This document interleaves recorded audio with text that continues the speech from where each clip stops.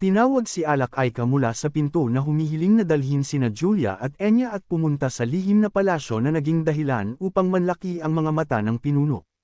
Habang nakakunot ang noo, sinabi ng bida na hanggat hindi nababawi ng Zippo ang Compass, dapat silang magsikap na makahanap ng maraming kontraktor hanggat maaari at kung sakali ay mas mabuting magtago sa isang ligtas na lugar. Tumingin sa harap ng may pagbabante si Kashmir na sinabing mapanganib na maghanap ng 3 kontraktor sa Taycan na hindi konektado sa isang malaking bansa. Pinag-cruise ni Quantle ang kanyang mga bisig na sinabing mas mabuting umalis sila bago pa ipahiwatig ng Compass na narito sila. Lam-arap palayo si Jean, sumagot na magkikita sila sa Bellagio Empire sa Mayo ng susunod na taon. Pagkatapos nito ay pupunta sila sa bansa ng mga pirata, ang kanilang lugar ng kalakalan. Lam-arap si Kashmir sa Duke, nagtatanong kung nasaan siya bago iyon. Nang biglang pinag-cruise ni Murakami ang kanyang mga bisig, sumasagot na may isang lugar na kailangang puntahan ng mas bata ng mag-isa. Nagulat ang lalaki, nagtatanong kung mayroon pang ibang lugar na kasing ligtas ng lihim na palasyo, kung saan lam-arap ang dragon ng may ngiti, sumasagot na mayroon nga, at napakaligtas nito. Kani-kanina lang, si Murakami sa anyo ng isang pusa ay nakiusap sa bata na pumunta sa mga lupain ng dinastiyang Ming dahil naghahanda na ito nang biglang magulat si Jean. Tumingin sa ibaba si Gili sa pusang nagtatanong kung hindi ba ito ang maalamat na lahi na nagpasuko sa lahat ng mga beastmen kung saan naginat si Murakami, sumasagot ng, oo. Inalala ng yaya ang kanyang mga kilay nang may pag-aalala na sinasabing higit sa 5,000 taon na ang nakalipas mula noong kanilang pagkawasak. Nang hindi inaalis ang kanyang mga mata sa hayop, nagtanong ang bida kung talaga bang kailangan niyang pumunta sa mga nasirang lupain at kung may natitira pa ba doon. Tumalon pababa sa sahil si Merowan, sumagot na ito ay matatagpuan sa isang lugar sa malaking desyerto ng Mitra, ang lupain ng mga beastmen, at walang sinuman maliban sa ating bida, na nakipagkontrata sa loob ng 1,000 taon, ang makakapasa, at kahit ang isang Diyos, kung bigla itong bumaba, ay hindi makakapasok. Habang nandidilat ang mata, humingi ng paliwanag ang lalaki upang maintindihan niya. Ngumisi ang pusa, sumagot na dapat lang malaman ng bida na may isang kontrata sa pagitan ni Solderit at ng dinastiyang Ming. Lumapit sa nagulat na si Jean, sinabi niya na ang lugar na ito ay espesyal na inihanda para sa eskrimidor ng pamilyang Roncandle. At upang maging isang tunay na eskrimidor, kailangan niyang dumaan doon. Ang katimugang hangganan ng kaharuntian ng Zay. Dito nagsisimula ang mga lupain ng mga beastmen. Ang lugar kung saan natapos ng ating bida ang kanyang unang misyon bilang isang kadit. At upang makarating sa Mitra Desert, kailangan mong itawid ang bundok na ito, ngunit kung susubukan mong umakyat sa bundok ng bulag, maaari kang mabaon sa isang hindi kaaya-ayang sitwasyon.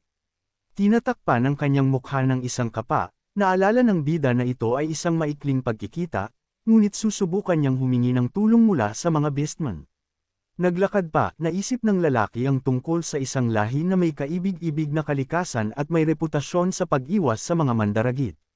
Tumingin ng mabuti, nakita ng lalaki ang isang lahi ng mga watertail sa harap niya. Itinaas ng isa sa mga hayop ang kanyang kamay, nagtatanong kung siya ba iyon.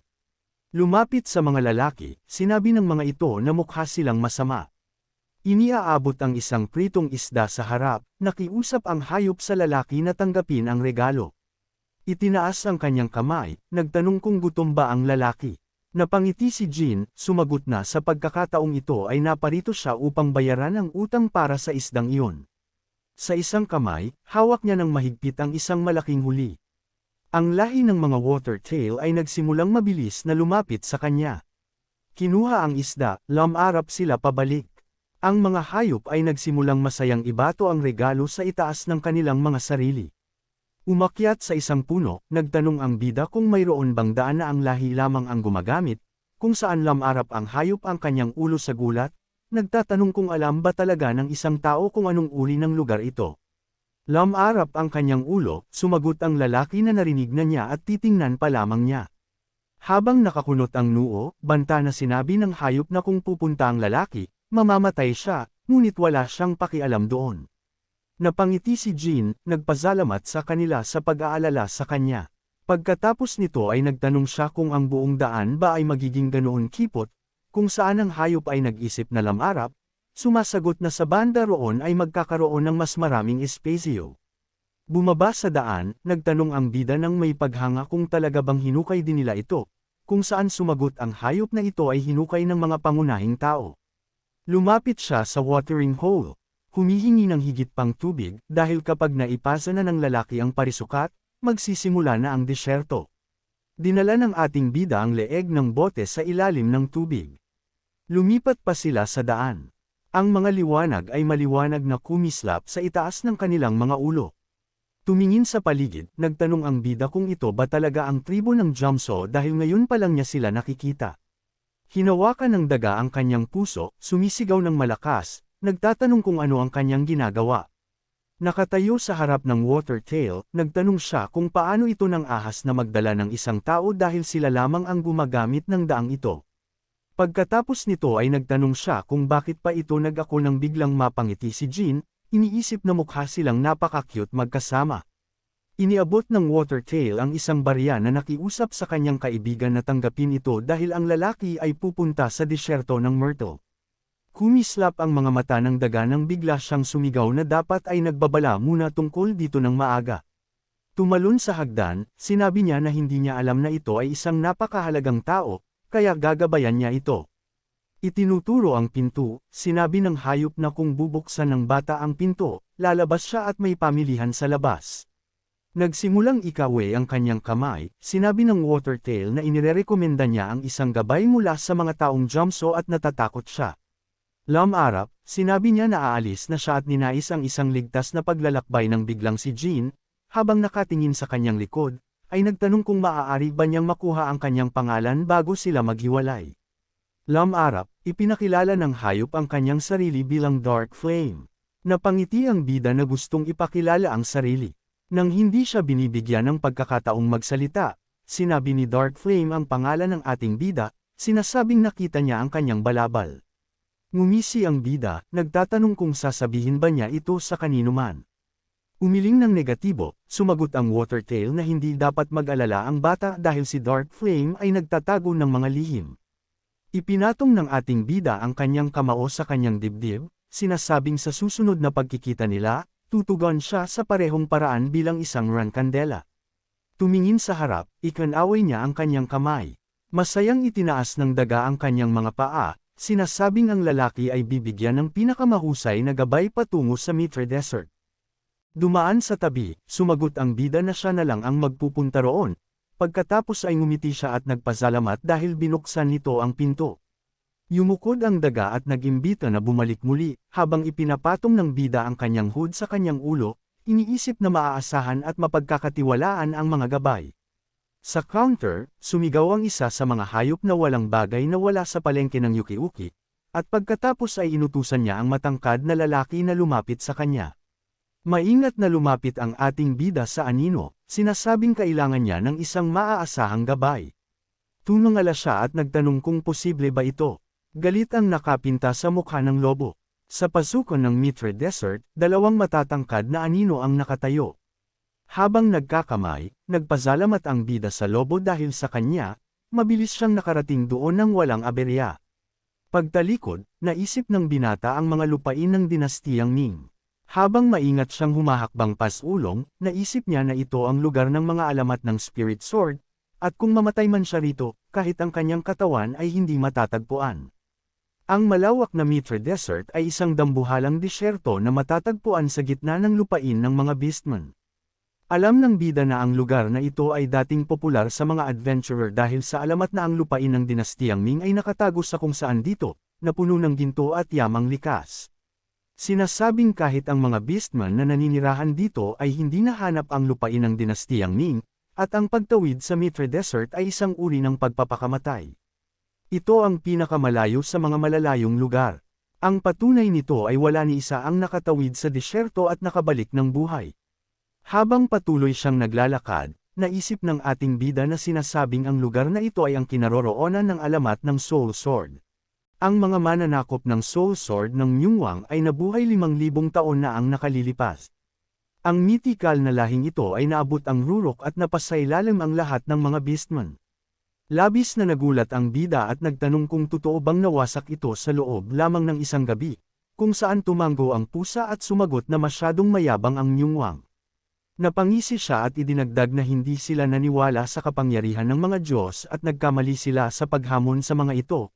Tumingin sa ating bida, nagtanong si Murakon kung nakita na ba niya ang kapangyarihan ng Demon Stone. Pagkatapos nito, tumingin sa baba ang ating bida at sumagot na nakita na niya ito, habang nalulunod sa mga alaala. Sinabi ni Murakon na isa itong Peking Origin Stone. Kaya naman, ang kapangyarihan ng Origin Stone na nilikha sa pamamagitan ng pagsasama ng kapangyarihan ng mga Diyos ay sapat na makapangyarihan para wasakin ang Myungwang, ang mga hari ng lahat ng mga beastmen, sa loob ng isang gabi. Nanlaki ang mga mata ng bida sa takot. Nang hindi inaalis ang tingin, idinagdag ng pusa, pero hindi lahat ng Diyos ay tinalikuran sila dahil may isang Diyos na naawa sa kanila at tumulong. Habang hinihimas siya, sumagot si Jill na ang Diyos na iyon ay si Solderet. Tinakpan ni Murakon ang isang paningin at sinabing iniligtas ni Solderet ang ilang nakaligtas mula sa Myungwang at nakipagkasundo sa kanila. At bagamat hindi niya alam ang mga detalye ng kasunduan, ang Soul Sword ay hindi matututuhan mula sa kahit kanino maliban sa Myungwang, at si Tamar ay natuto rin mula sa kanila. Nanliit ng husto ang mga balintataw ng ating bida nang marinig ito. Naisip niya si Tamar, na bagamat siya ang unang pinuno ng pamilyang Rancandle, halos wala ng impormasyong natira tungkol sa kanya dahil winasak ng mga Zippel ang lahat ng record na may kaugnayan sa batang iyon. Si Tamar ang tagapagtatag ng pamilya at ang pinakadakilang pinuno, ngunit wala man lang puwang para sa kanya sa musoleo ng Sword Garden. Habang humahakbang ng may kumpiyansa, naisip ng ating bida na kung makikita niya ang Myungwang, baka may malaman siya tungkol sa bata. Pagsapit ng gabi, ang binata ay nakaupo sa tabi ng apoy, iniisip na isang araw na ang nakalapas. Habang tinatahak ang disyerto, binibilang din niya ito. Ang bida ay nakaupo sa buhanginan, kinakain ang pagkaing dala niya. Tinakpan niya ang kanyang mukha mula sa buhangin, iniisip na ramdam niya ang pagbabago-bago ng disyerto gamit ang kanyang buong katawan. Habang nakakunot ang noo, naisip ng binata na mas madali pang isakripisyo ang buhay sa pakikipaglaban sa isang malakas na kalaban dahil kailangan ng lakas ng loob na maglakad ng mag-isa sa disyerto dahil tanging tunggalian lang ito sa pagitan ng kalikasan at ni Jean. Isang buwan ang nakalipas, noong ika-1 ng Disyembre taong 1776, tumingin sa harap ang binata, iniisip na matagal nang naubos ang tubig at pagkain. Napansin ang mga buto ng mga tao na nakakalat sa daraanan, naisip niya na ngayon ay nararamdaman na niya na ang kamatayan ay natural at laganap dito. Paglingon sa likod, napansin ng bida na wala na ring bakas, kaya wala nang paraan para bumalik. Habang umaakyat sa burol, naisip niya na kailangan niyang magtiis dahil may mga pagkakataong mas desperado siya kaysa sa ngayon. Nang bigla siyang makarinig ng sigaw mula sa dalawang lalaki sa kanyang likuran. Sa wakas ay nahanap na nila siya. Biglang tumingin ang ating bida. Sa pagharap, narinig niya silang nagsabing namimiss nila siya dahil salamat sa bida, naging ganap na iba ang kanilang buhay. Mabilis na inabot ng ating bida ang espada sa kanyang balakang. Sa harap niya ay nakatayo ang mga nakangiting nakatatandang kapatid, sumisigaw na matagal silang hindi nagkita. Habang bumababa sa buhanginan, nagtanong si Dayton kung ipapakita ba ng nakababataang kanyang lakas. Ang sandata ay biglang bumaon sa lupa. Hawak ng bida ang espada sa harap niya, sinusubukang harangan ang dagok. Habang tinitingnan ng sandata, naisip niya na mabigat ang espada ng kanyang kapatid. Biglang nakaramdam ng ginhawa ang binata nang mapansin ang nawawalang anino. Sa pagbilang ng tingin sa gilid, nagtaka ang ating bida kung nalilito ba si Daytona. Sa sandaling iyon, isang malakas na suntok ang tumama sa kanyang panga, at naisip ng binata na instinct lang ang lahat ng iyon dahil kung hindi siya umiwas o hamarang, matataga siya. Sa malapad na pagngiti, sinabi ni Hatten na naghihintay sila na mawala ng pag-iingat ang nakababatang kapatid. Habang nakakunot ang noo, nagtaka ang ating bida kung ito ba ay isang ordinaryong mirage at nagtanong kung ganito ba talaga siya batiin ng kanyang mga kapatid pagkatapos ng matagal na paghihiwalay. Sa pagtalon, sumugod siya pasulong. Habang inilalabas ang kanilang mga sandata patungo sa ating bida, sumigaw ang mga matatanda na marami na ang nangyari sa loob ng mahabang panahon.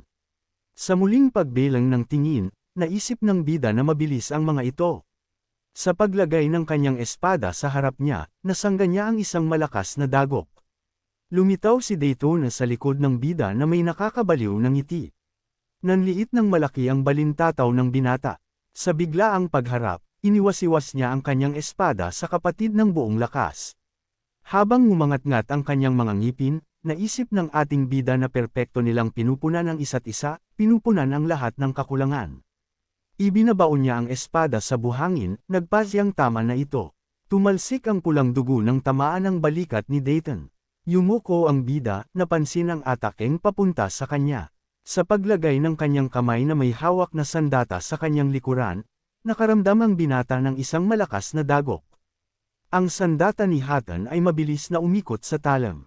Sa pag-iwas-iwas ng espada ng buong lakas, naisip niya na ang mga kapatid ay walang malalakas na atake.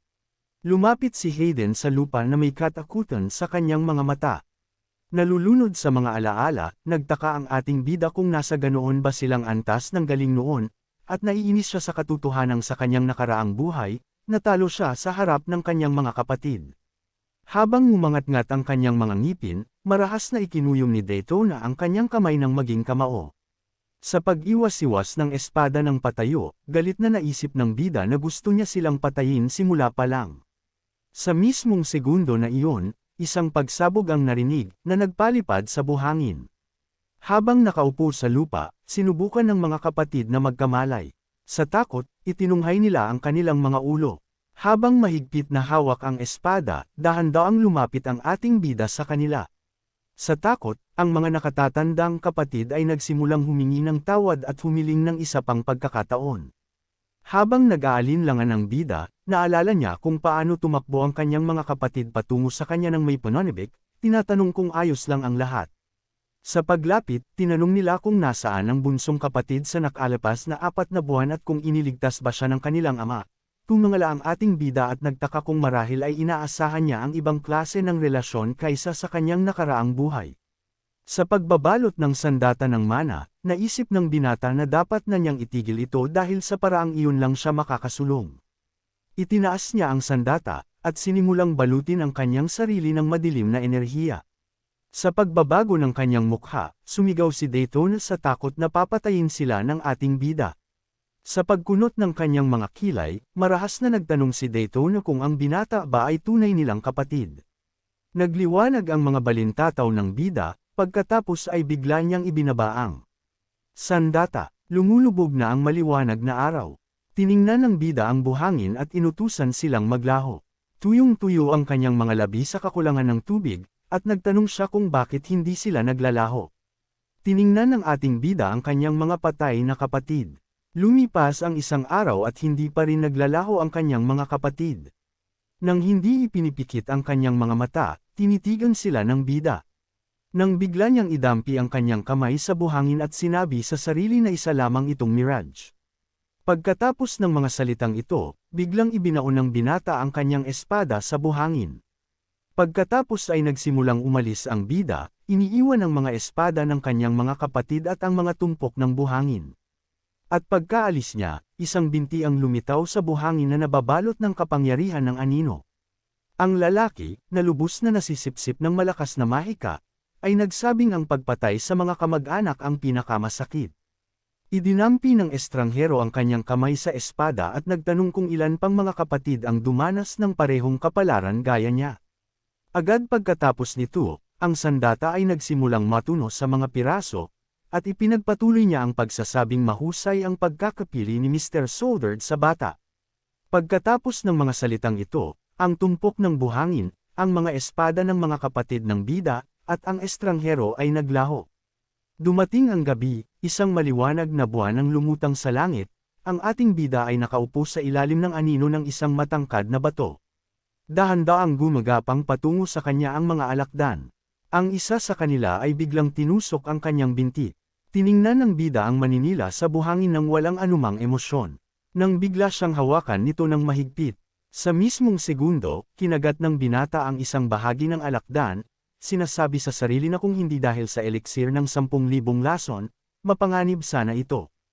Pagkatapos ay itinunghay niya ang kanyang ulo sa langit at tinanong ang sarili kung ayos lang ba ang kanyang kapatid na si Yona. Nang bigla, isang alaala ng kanyang mga kapatid ang pumasok sa kanyang isipan. Kasabay nito, malakas na umubo ang bida at sinabi sa sarili na ito ay isang bangungot. Kinabukasan, idinikit niya ang isang prasko ng tubig sa kanyang bibig, ngunit isang maliit na patak lang ang lumabas. Nang makita ito, tumingin sa baba ang ating bida sa pagkadismaya. Pagkatapos nito, itinapon niya ang prasko at nagsimulang umalis, sinasabi sa sarili na wala talagang laman doon. Noong 11 ng Disyembre taong 1776, naglakad ang bida sa disyerto sa ilalim ng nakapapasong araw, tinatanong ang sarili kung gaano nakatagal ang lumipas, idinadagdag na imposibleng malaman. Nang may kahirapan, patuloy siyang umakyat sa mga bundok. Sa parehong kahirapan, bumaba siya mula sa mga ito, sinasabi sa sarili na wala nang magagawa kundi ang maglakad at maglakad. Dumaan ang bida sa mga sandstone at idinagdag na wala namang pinagkaiba dahil hindi niya matindaan kung bakit siya pumunta rito. Nang biglang napaluhod ang ating bida at tinanong ang sarili, upang patayin ba talaga ang aking mga kapatid? Agad pagkatapos ng tanong na ito, napasabsob siya sa buhangin. Nang biglang may lalaking lumitaw sa harap niya. Iniabot niya ang isang bote ng tubig.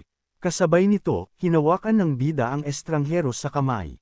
Sa isang mabilis na galaw, umakyat siya sa likod nito at nagtutok ng espada sa lalamunan nito. Habang mahigpit na hawak ang estranghero, nagtanong ang ating bida kung sino siya. Nang biglang ngumiti ng bahagya ang babae at nagsabing sa una nilang pagkikita ay tinakat niya rin ito ng kutsilyo. Pagkatapos nito ay nagtanong siya kung hindi man lang ba ito nagbago. Pagkarinig ng binata tungkol dito, shock ang bumakas sa kanyang mga mata dahil nakilala niya ang boses na ito ngunit hindi ito maaaring mangyari. Pagkatapos ay tinanggal ng estranghero ang kanyang hood at sinabing siyempre noon ay isa siyang kakilakilabot na inutil. Pagkasabi nito, tumalikod siya at nagtanong ang ating bida kung si Valeria ba ito. Ngumiti ng mainit ang babae at habang ipinipikit ang kanyang mga mata ay binati ang estudyante. Naalala ng bida ang kanyang guro sa nakaraan at sinabi sa sarili na siya ang tanging tagapagmana ng pamilyang Easter, isang 7-star mage at ang kanyang guro mula sa kanyang nakaraang buhay. Ang taong unang nagpamulat sa kanya na siya, ang pinakamahina sa mga Rankandel, ay may talento rin, ang ating bida ay may malakas na mahiwagang enerhiya sa kanyang mga kamay. At si Valeria ang tanging taong naniwala sa kanya. Siya ay isang malakas na kasama at tagapagligtas para sa kanya. Naalala ng binata kung paano siya inabutan nito ng kamay nang una silang magkita. Noon ay pinalayas siya sa mga Rankandel at nagpalaboy-laboy sa mundo bilang isang outcast. Kung paano biglang nagbago ang lahat sa paligid niya at sinabi niya sa sarili na may shock sa kanyang mga mata na ang lahat ng ito ay nasa nakaraang buhay dahil sa buhay na ito ay hindi sila kailanman nagkita. Pero bakit naman? Pagkatapos itanong ito, ibinaling ng binata ang kanyang tingin sa gilid. Nakita niya ang luntiang damo sa ilalim niya at isang tropikal na kagubatan sa gilid at sinabi sa sarili na malinaw na ang lahat sa kanya ngayon. Sa mga kaisipang ito, bumantong hininga siya ng malalim. Tiningnan ng bida ang kanyang guro at sinabi sa sarili na ang hitsura niya ngayon ay eksaktong-eksaktong naalala niya mula sa kanyang nakaraang buhay. Siya ay 2 taong mas bata sa kanya at iyon ay imposible. Nang walang anumang emosyon sa kanyang mukha, patuloy niya itong tinitigan, sinasabing naniniwala siyang siya ang kanyang pangalawang mirage. Si Valeria, na itinaas ang kanyang mga kilay, ay sumagot na tila ganoon nga.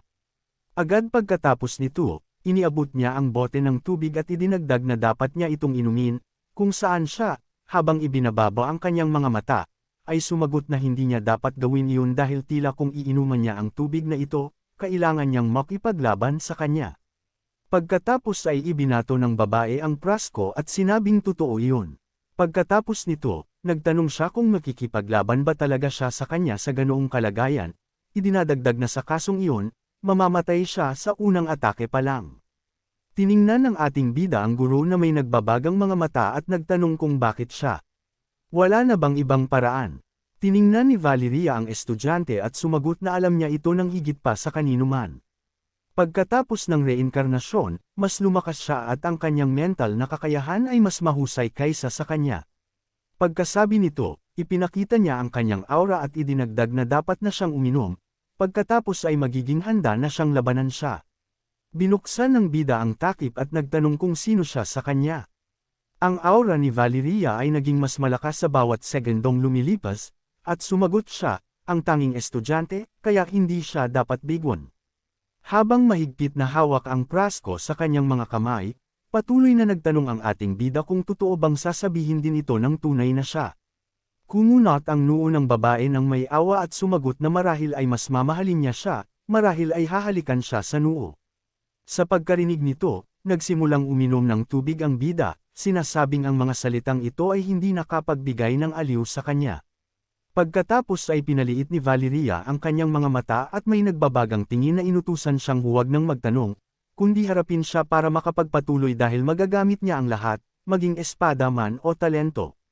Sa mismong segundo na iyon, ibinaon ng binata ang kanyang espada sa lupa at sinabing walang espada. Nang makita ito ng babae, ngumiti siya at nagtanong kung naging mas matapang ba talaga siya sa panahong hindi sila nagkita, idinadagdag na pagsisisihan niya ito.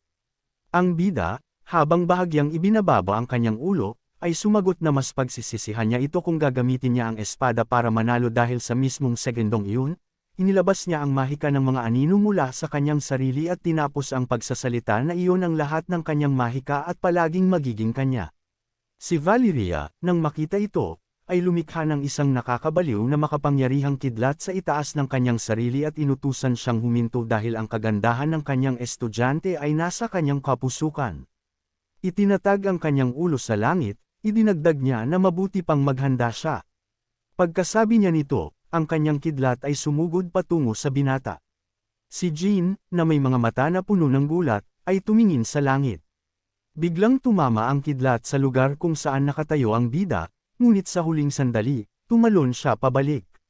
Biglang nagbago ang hugis ng kidlat, na naging isang matalas na talam. Sila ay sumugod matapos ang kanilang biktima at si Jean, habang patuloy na tumatakbo, ay nagtaka kung ito ba talaga ang lightning spear. Sa pag-unat ng kanyang kamay kung saan lumitaw ang isang mahiwagang seal, napagtanto niya na seryoso itong papatay sa kanya. Ang lightning spear ay tumama sa depensa ng may puwersa, at sinabi ng bida sa sarili na daan-daang beses na siyang nakipag-spar sa kanya, ngunit hindi kailanman nanalo. Mula sa shockwave, lumipad siya pabalik, idinadagdag na hindi naman talaga sinubukang patayin ng guro ang estudyante. Habang iniisip niya ito, isang kidlat ang humadyabi sa tabi niya at napunit ang kanyang cape. Agad na lumikha si Valeria ng ilan pang kopya at sinabing mahusay umiwas ang kanyang estudyante. Ang bida, nang makita ito, ay kumunat ang noo at sinabi sa sarili na ang lahat ng mga kopya ay may lakas na 7-star, ngunit ang mahiwagang kapangyarihan ng guro ay hindi magtatagal para suportahan ang mga ito. Nang makita ang ganitong hitsura, ngumiti ng masama ang babae at sinabing nakikita niya sa kanyang mga mata na nagpasiya na siyang gawin ito ngayon. Pagkatapos nito ay nagtanong siya kung sinusuri ba talaga niya kung hanggang kailan pa siya magtatagal. Bigla niyang inabot ang kanyang kamay patungo sa binata at idinagdag na ito na ang huling pagkakataon niya. Dapat niyang kunin ang espada o mamatay. Sa pagkarinig nito, lumikha ang ating bida ng isang malakas na ulap ng mahiwagang enerhiya sa kanyang kamay at sumagot na malalaman nila iyon pagkatapos ng labanan. Nang makita ito, nagliwanag ang mga mata ni Valeria at sinabing reverse flow magic ito. Pagkatapos nito ay nagtanong siya kung nakahanap ba talaga siya ng bagong guro. Nagsimulang lumabas ang kidlat mula sa kanyang kamay at ipinagpatuloy niya ang pagsasabing inamin niya na siya ang kanyang tanging guro, pero ang isang ito ay tila mas mahusay. Hindi inalis ni Jean ang kanyang tingin sa guro, sumasagot na wala na siyang masasabi pa. Sa pagbaba ng mga kanto ng kanyang mga labi, sinabi niya sa sarili na sinadya nitong sabihin ang mga bagay na makakasakit sa kanya. At syempre, palagi siyang ganoon. Patuloy na nag-focus ang binata sa kapangyarihan sa kanyang kamay, idinadagdag na kung nagpasiya siyang pumatay, hinding-hindi siya mag-aaksaya ng oras sa pagpili ng paraan. Ang mahiwagang enerhiya ay naging lalong dumami, at sinabi ng bida sa sarili na ngayon ay ang lapad mismo ng backflow ay hindi na masisipsip ang mahiwagang kapangyarihan, ang lightning spears, tumangala kay Valeria, sinabi niyang hindi siya mabibigo. Kasabay nito ay sinasabi sa sarili na ang tanging paraan ay ang baligtarin ng sitwasyon, ngunit kailangan niya ng oras. Sa mga kaisipang ito, kumunat ang kanyang noo ng galit at idinagdag na lalaban siya sa paraang itinuro nito. Sa pagkarinig sa mga salitang ito, itinaas ni Valeria ang kanyang kamay at sinabing naghihintay na siya. Pagkasabi niya nito, isang malakas na kidlat ang tumama sa buhanginan kung saan nakatayo ang ating bida, ngunit agad siyang tumalon pabalik, sinasabi sa sarili na aabutin ng 3 minuto para mabasag. Pinanood niya ang guro na kontrolado ang mga spear gamit ang kanyang daliri at sinabi sa sarili, "Siyempre, nakikita ng guro ang mga posibleng galaw ng ilang hakbang na mas maaga kaysa sa kanya, ngunit siya pa rin ang kanyang estudyante." Ang mga lightning spear ay humadyabi sa tabi niya ng napakabilis. Nang biglang, tumalikod ang ating bida ng mabilis at habang dumadaos-dos sa buhanginan ay sinabi sa sarili na ang susunod nitong atake ay mangyayari na ngayon. Pagkasabi niya nito, ang buhangin ay lumipad sa hangin mula sa isang malakas na bugzo. Si Valeria, sa pagpalo ng kanyang staff sa buhangin, ay lumikha ng isang maapoy na magic seal sa ilalim ng kanyang sarili. Ang binti ng binata ay nabuhol sa isang magic chain sa pagtalon, at nagtanong siya sa sarili ng may gulat, nakarating ba talaga ang magic circle dito? Ang kanyang binti ay nabaon sa lupa sa isang iglap. Ang mga kadena ay patuloy na lumitaw sa paligid ng bida, na nagtaka kung paano pa magkakaroon ng natirang mahika pagkatapos lumikha ng napakalaking bilog at pagpapanatili ng 5 kopya. Pagkabalot ng mga kadena sa kanya, naramdaman niya ang isang hindi matitiis na init, na nagdulot sa kanya na sumigaw ng malakas at sabihin sa sarili na nauunawaan na niya ngayon na sa mga kopyang iyon, isa lang talaga ang may mahika. Pagkasabi niya nito, ang mga kopya ng kidlat ay lumipad patungo sa kanya. Biglang, isang malakas na shadow energy ang sumabog mula sa kanya. Pinanood ito ni Valeria nang may masamang ngiti sa kanyang mukha. Ang malakas na shadow bird test ay winasak ang mahika ng babae, pinuprotektahan ang may-ari nito. Pagkatapos, lumikha si Valeria ng mga bagong spear at nagtanong kung gaano katagal pa siya magtatagal sa estadong ito, kung saan ang bida, habang nakaluhod, ay sumagot sa sarili na sa natitirang mahika, hindi siya magtatagal ng matagal, ngunit sapat na sa kanya ang ilang sandali. Pagkaisip niya nito, naglabas ang ibon ng daloy ng malakas na mahiwagang enerhiya mula sa kanyang bibig. Nagbanggaan ito sa barrier ni Valeria.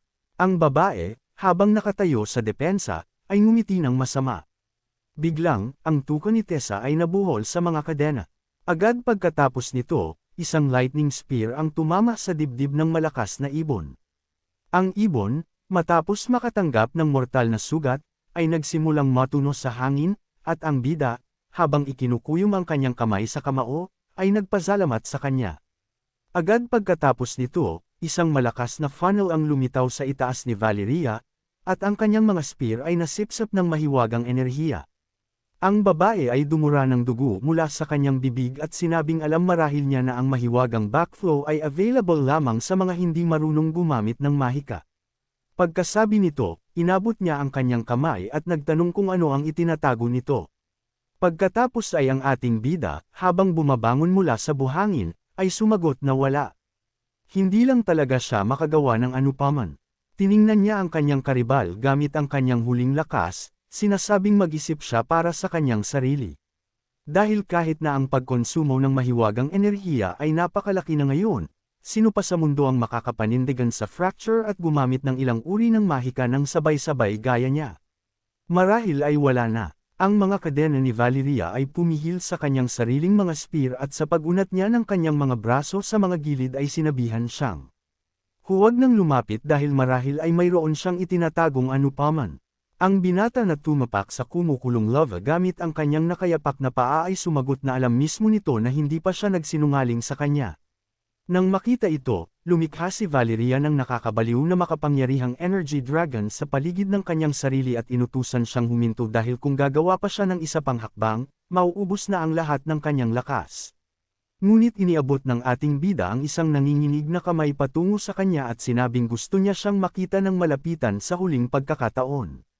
Sa mismong segundo na iyon, isang mahiwagang spear ang tumagos sa kanyang katawan, at ang babae ay sumigaw ng malakas na sinabihan na niya itong huminto, kung saan siya, habang umangat-ngat ang kanyang mga ngipin, ay sinabi sa sarili na ito na ang kanyang tanging pagkakataon. Bigla siyang yumuko ng mabilis. Idinadagdag na ang fractured sphere ay isa lamang kasangkapan para sa pagtukoy ng tunay na spear. Mayroong isang spear sa bibig ng bawat dragon. Biglang, sumugod sila patungo sa binata ng napakabilis. Isang helmet ang lumitaw sa ulo ng bida. Nang hindi nag-iisip ng 2 beses, sumugod siya patungo sa guro. Isa sa mga spear ang tumama sa kanyang ulo. Ang isa pang spear ang tumama sa kanya mula sa kabilang panig. Si Valeria, nang makita ito, ay ibinuhos ang lahat ng kanyang lakas sa huling natitirang lightning spear, na nagkaroon ng anyo ng isang ahas. Agad pagkatapos nito, iniwasiwas niya ang kanyang staff. Ang ahas, sa utos ng kanyang may-ari, ay sumugod para umatake. Sa oras na ito, ang talam sa kamay ng bida ay nababalot ng enerhiya ng mga anino.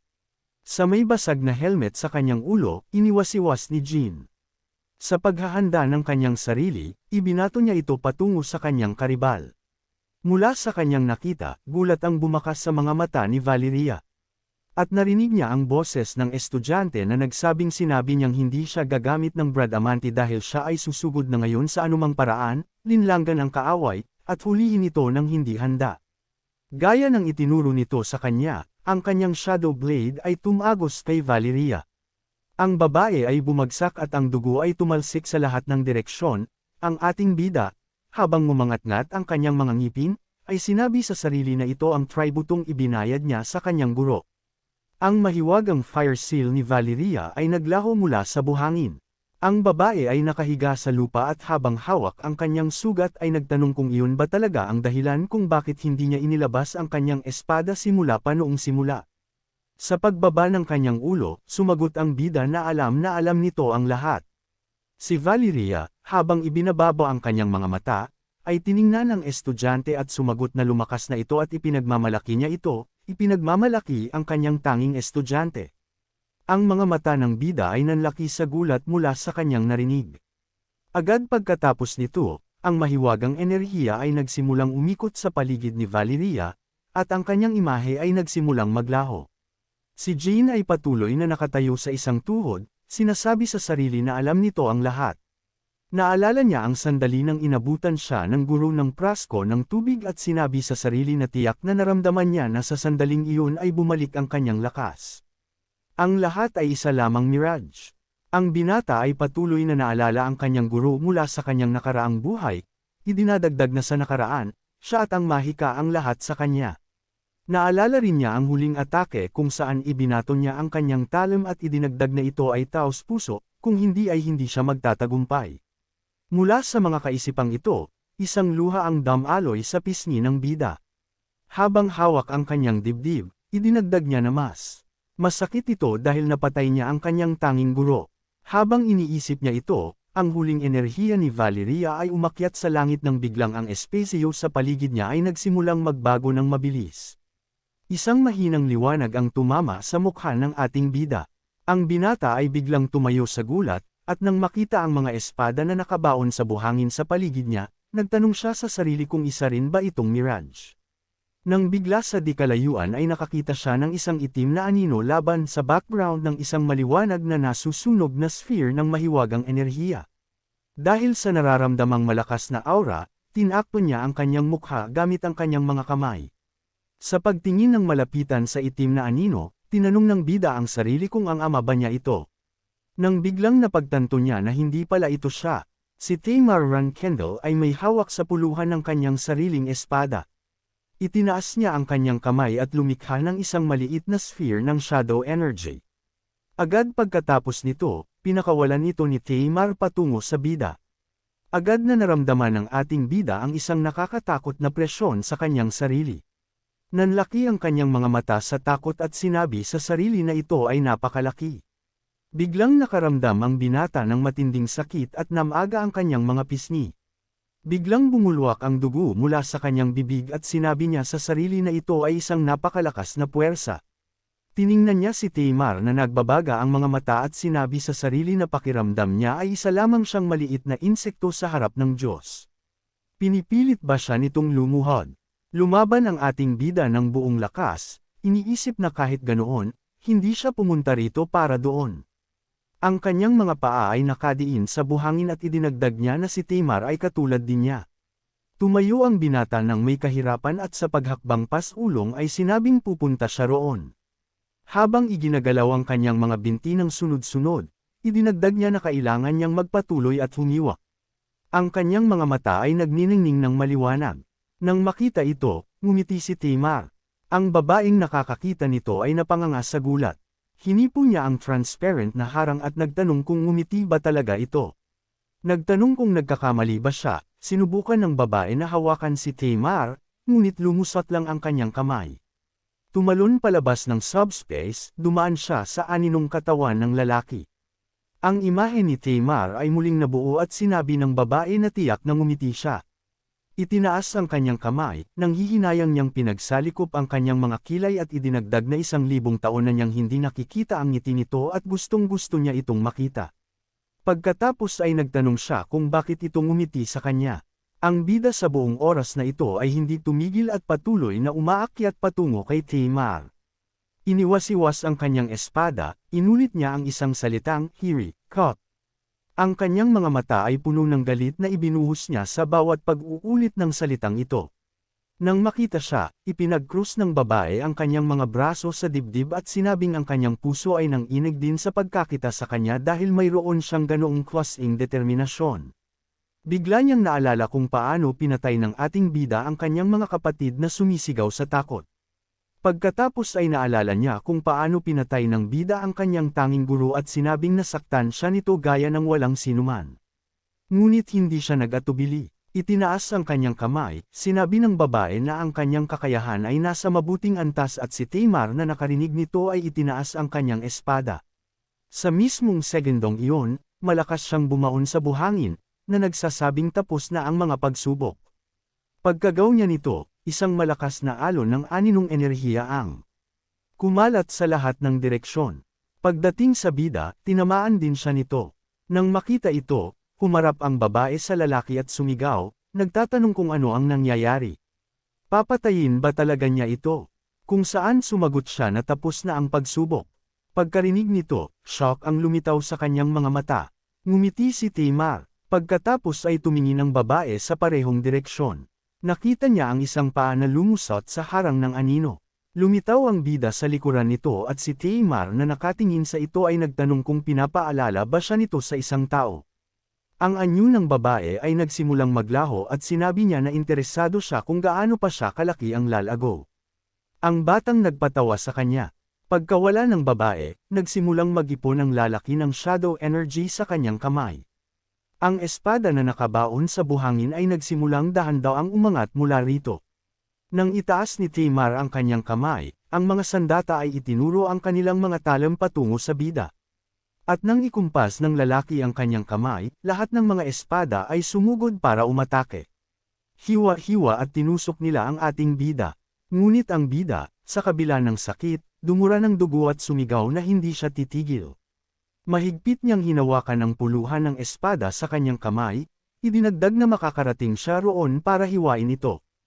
Ang kanyang aura ay naging mas malakas sa bawat segundo, at patuloy na sumigaw ang binata na kahit kailangan niyang patayin ang kanyang mga kapatid at guro. Nang hindi tumitigil, sumigaw siya ng may galit na kunot ng noo na kahit sino ay gagawin din ng ganoon, ito ang kanyang kalooban. Agad pagkatapos ng mga salitang ito, ang kanyang aura ay bumangga kay Tamar. Itinaas ang kanyang espada kung saan nagmumula ang malakas na shadow energy, idinagdag niya na gagawin niya ang parehong bagay mula sa simula.